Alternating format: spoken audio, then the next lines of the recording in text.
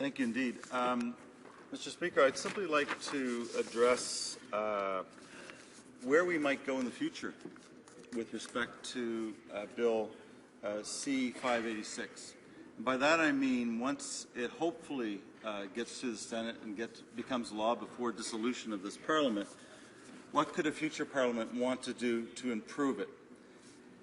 Where these comments are coming from, Mr. Speaker, is that the NDP in committee would have preferred to see considerably bolstered transparency on the new model that this bill represents. The new bill, let me situate it, would require after each election each House of Commons caucus, as its first order of business effectively, to vote on each of the following 4 rules.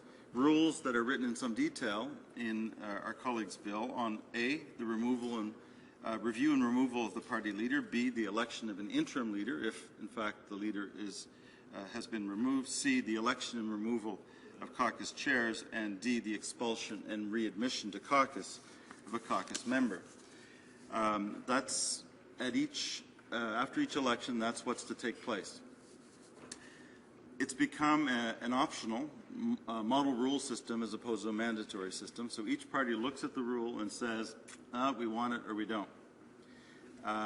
They then have to report to the Speaker what their decision was on each of those rules, yes or no. I'll come back to that basic framework in a sec, but I did want to also note one other thing that has changed in the bill.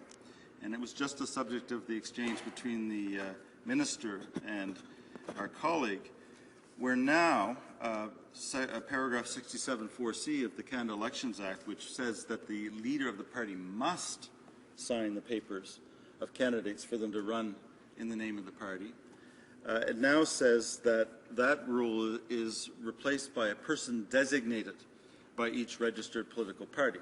It's very important to know that that means that, again, it creates an optional rule. Each party decides for itself, but it's also important to note, not to go too far into nirvana, as the Minister of State wanted to, it no longer mandates and makes only the leader of the party responsible for that signature, but it doesn't prohibit it.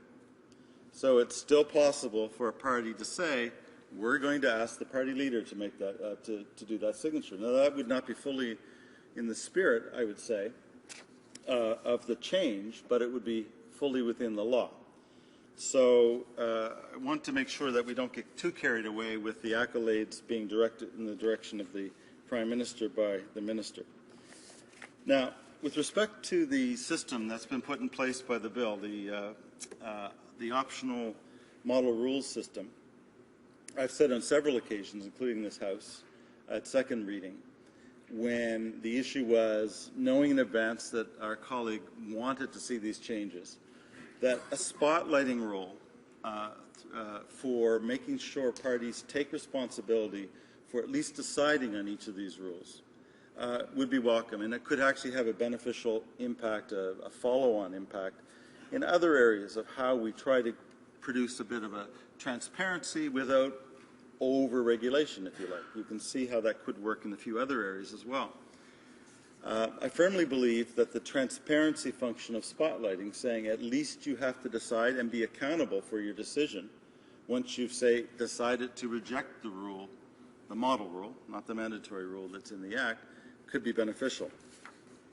That said, I do feel that our colleague was basically put in a position to maybe concede a bit too much on the transparency front. So in committee, we did move several amendments to make things more transparent.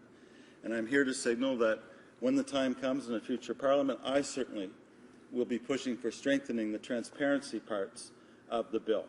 And here, let me go through the 5 amendments that we would have liked to have seen. The first is that at the moment, the new bill that's before us, the amended bill, requires the Chief Electoral Officer to be informed by each party effectively, 25 days from polling days, which person is responsible for signing off on candidates. What we would like to have seen is that after each election, within a month from each election, every party must designate which institutional position has that function, so that for the next 3 to 4 years, everybody knows where the rubber hits the road, who it is that actually has that function, rather than it being potentially up in the air until right into the election, and then lo and behold, the system says you must say who the person is. Obviously, it's compatible that once you've designated who the institutional actor is, then 25 days before polling day, you'll know who's occupying that position, and then you further inform the Chief Electoral Officer. We would very much have liked to have seen that change for greater transparency and for, I'd say, a little bit more pressure on parties to make sure that the person or persons chosen to make the candidate endorsement decisions are appropriate in an evolving democracy. The Second Amendment is that at the moment, in the amended bill that we have before us, each party is to tell the Speaker whether or not they adopted each one of these 4 rules, but there's no specification that this must be in writing. It could easily be verbal or oral. Now, obviously, that could mean standing up in the House and it becomes recorded by Hansard, but there's no requirement even for that. It could be a quite informal conveying of this information, at least by the language of the bill. And we wanted to make sure that it was in writing so that the beginning of a paper trail could be set up, which itself could then turn into greater transparency through 1 or 2 of the other amendments we're suggesting, which is to actually make sure that when the decisions are made, the media and the public are in a position to know that they were made. Third Amendment, Mr. Speaker, is that at the moment it's now written to say, did you or did you not adopt the model rule? Did you adopt the rule that says there must be a caucus chair elected after the election and then re-elected after the next election? The NDP is probably going to vote against that rule because we elect our caucus chair every year. We also have a rule that says co-chairs there must be gender equity, so that at least one of the chair or the deputy chair must be a woman. So we'll have no choice but to vote against it, but we'll have a rule.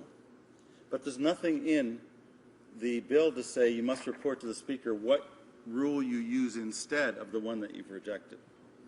And so from a transparency perspective, I would like to see in the future this change so that not only do you report yes or no, but you say, well, what is the rule? Fourth is that the Speaker receives this information, but then what does he or she do with it? There's no specification in the bill that the Speaker has to do anything in particular. Stand up in the House and announce, or whatever.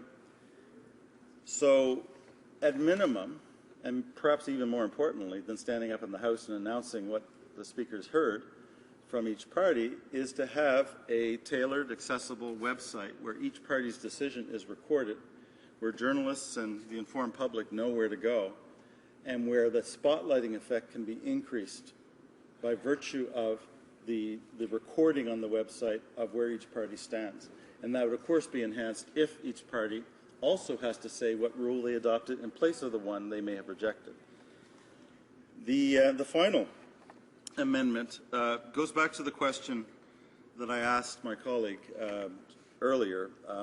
There was something extremely ironic in that a lot of pressure was put to change the model from binding rules to an optional rules approach, a model rules approach. And yet when push comes to shove, layered on top of this through the government's efforts, is a rule that says once you vote it, you can't vote again. Each party is locked into their vote. It's binding on them until the dissolution of Parliament. There cannot be any revisiting. If you learn through all kinds of pressure from society that you took the wrong decision and that you should, let's just say the Conservative Party votes not to have a rule electing their caucus chair. 4 years later, for 4 years they're stuck with that rule. No amount of agitation within the Conservative caucus will allow that rule to change. So I found that a particularly odd insertion and almost ironic in light of the fact the whole bill is organized around the optional nature of the rules, and yet once you've chosen which rule to take, you're bound to that. I would certainly want that to be removed in a future Parliament as well. Having said all that, Mr. Speaker, and I'll end here, This is a bill I personally will be supporting. I've been supporting it from the beginning time, and I will be recommending to my colleagues exactly the same. Thank you.